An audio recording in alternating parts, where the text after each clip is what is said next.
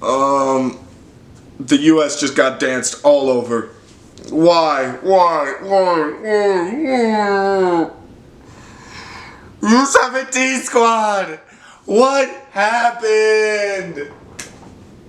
Why? Why is it that the second half was just Rafael Wick? Okay, I'm gonna try to be mellow. We'll try to be relaxed. I'll try not to smile or to get mad. But my goodness, the second half was some of the worst football that this squad has ever played. It's so depressing. It's so depressing. I don't even know what to say. I don't know what to say for the U.S. team. U.S. men's national team at the U17 level. U.S. youths. You just got taken to Pound Town. The second half was an absolute. And to concede the goal right before halftime, I knew this was going to be a tough battle to ask. And then Pape Sarr's free kick. That Pape Sarr free kick was my man's hit a free kick from about 25 yards out and just started dancing all over the U.S. team. My man started dancing on the U.S. team. Are you kidding me? Are you serious? This was dreadful. This is arguably, I can't say this was a good, complete performance. It wasn't. It wasn't a good performance by the USA U17 level.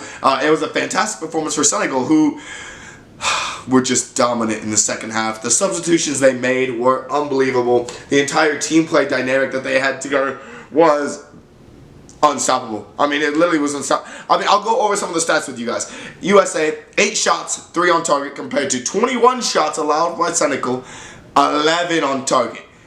So they had 3 more shots on target than we had shots in total. With Gio Reyna starting for the U.S. team, this is the same kid who was absolutely amazing. And the U20 World Cup just this past summer? He was a baller.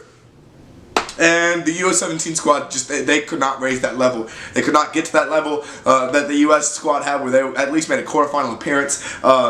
This squad looks like it's ready to drop. And obviously the first big loss is going to hurt your morale. It's going to hurt. But the U.S., I feel like this U.S. team can come back from this. We lost the first match of the U20 World Cup to Ukraine, who would end up becoming the eventual champions. But we still stayed in it. We got to the knockout rounds, beat France's squad in the first round of 16, and then we struggled after that. But I mean, I don't see any of that fight in this US U17 squad.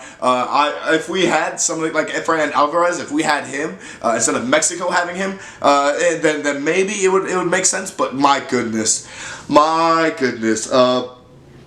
this is going to be a long tournament for the US U17 squad, and for Senegal, it's probably going to be a fantastic tournament. I mean, Pape Sarr.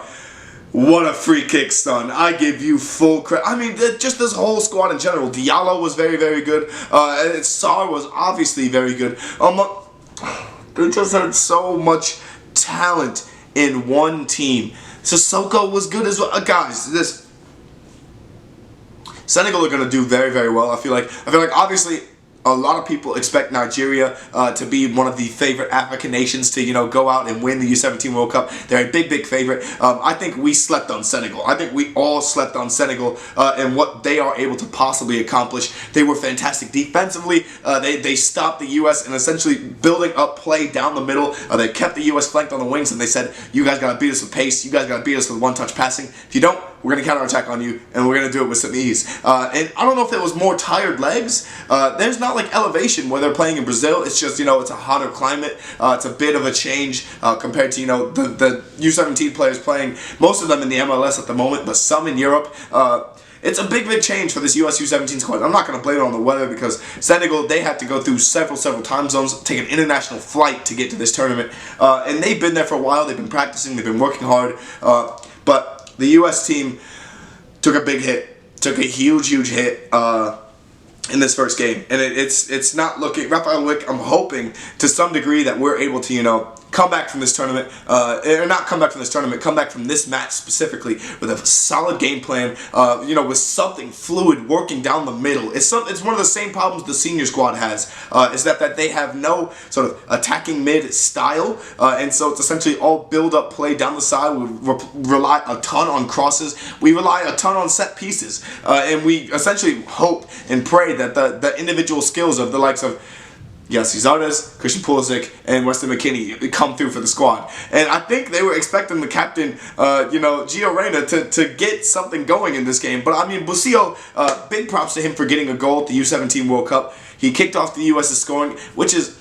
Honestly, I started this game cheering because I was so happy about Busio scoring the first goal. It was in the 3rd minute. So, I mean, we went out against Senegal hard. We went out hard, but you have to think of this tournament and this match specifically as a marathon, not a sprint.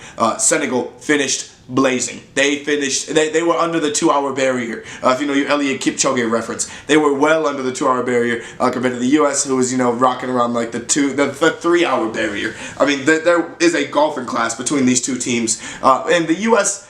historically, internationally, has had a terrible record against African teams. So I mean, maybe I shouldn't look too deep into this one, but I just think this U.S. squad could have done so much better in this game, and they just weren't able to put anything together. The second half, 3 goals in the second half and 1 right before halftime is not good. It's not something you can happen. It's not something you can allow to happen, and especially to get danced on in the end after Pape Sarr hits an 88th minute free kick. It's embarrassing. It's very embarrassing. But yeah, let me know your guys' thoughts on it in the comments below. Obviously, the U17 World Cup, the USA have at least 2 more matches to right the ship before knockout rounds get started and things get down to the crunch time. But let me know your guys' thoughts on it in the comments below. Let me know what you would change about the U.S. national team, the U17 level. Let me know how you guys feel about Senegal, because they looked absolutely amazing in this game. But thank you guys so much for watching, and peace.